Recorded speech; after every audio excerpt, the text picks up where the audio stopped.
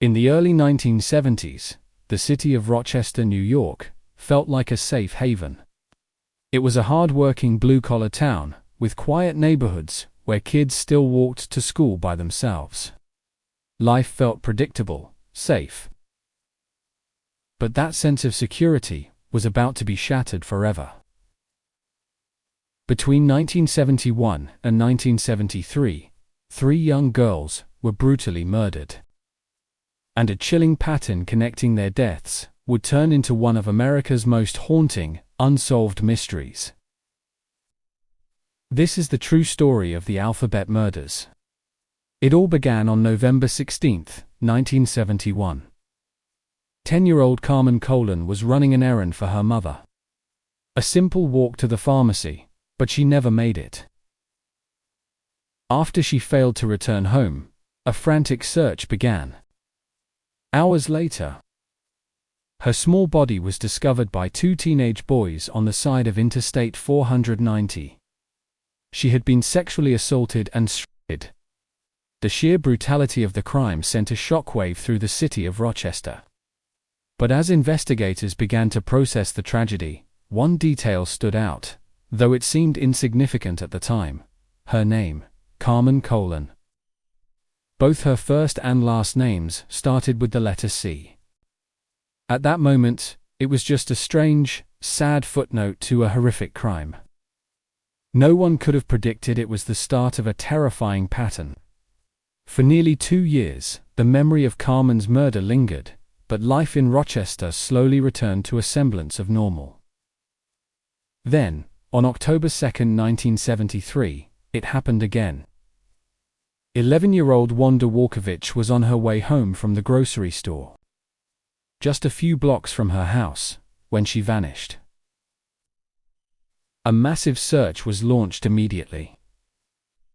The next day, her body was found near a roadway, not far from where Carmen Colón had been discovered. The cause of death was eerily familiar.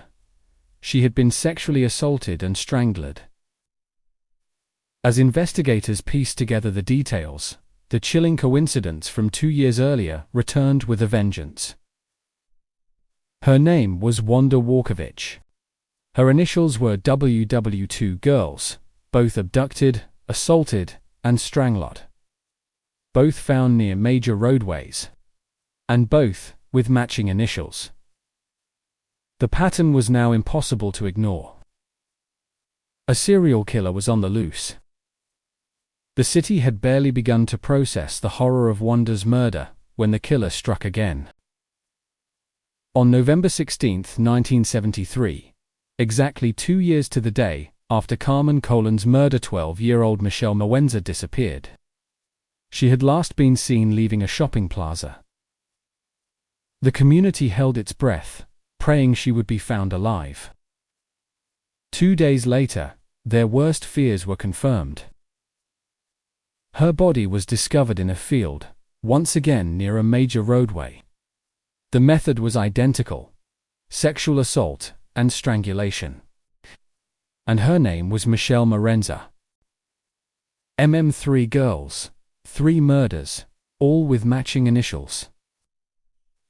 The horrifying moniker was born: the Alphabet Murders. Fear gripped Rochester like a cold fog. The quiet, trusting community was gone, replaced by a city paralyzed with terror. Parents refused to let their children out of their sight. Kids were escorted to and from school, bus stops were abandoned, and a citywide curfew was put in place for anyone under 18. The idea that a predator was stalking the streets, selecting his victims based on something as random as their names, was surreal and deeply disturbing. This wasn't a crime of passion or opportunity. The killer appeared methodical, patient, and chillingly deliberate. The message was clear: no one was safe. The Rochester Police Department launched one of the largest investigations in its history. Every available officer was put on the case. They interviewed hundreds of potential witnesses, monitored roadways, and even brought in the country's top psychological profilers to try and understand the mind of the man they were hunting. The crimes shared undeniable similarities. The victims were all young girls, taken from public places in the afternoon, killed in the same manner, and their bodies were dumped near major roads, as if on display. But for every similarity, there were frustrating inconsistencies. The girls were taken from different parts of the city. There was no clear geographical pattern to the abductions, and despite the massive effort, the investigation hit a wall. There was no physical evidence left at any of the scenes.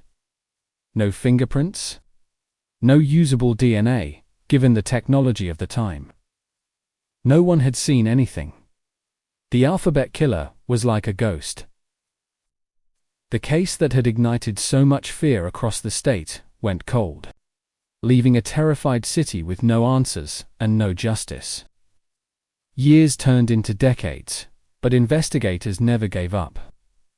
The files remained open, and new leads were periodically examined. Eventually, a prime suspect emerged. A man named Joseph Naso. Naso had lived in the Rochester area during the time of the murders. He had a disturbing criminal history involving violence against women and, most damningly, kept a list of women with matching double initials. He was a photographer, and authorities discovered a collection of disturbing photos and writings detailing his violent fantasies. In 2013, Joseph Naso was convicted of murdering 4 women in California, all of whom also had matching initials. The parallels to the Rochester cases were undeniable.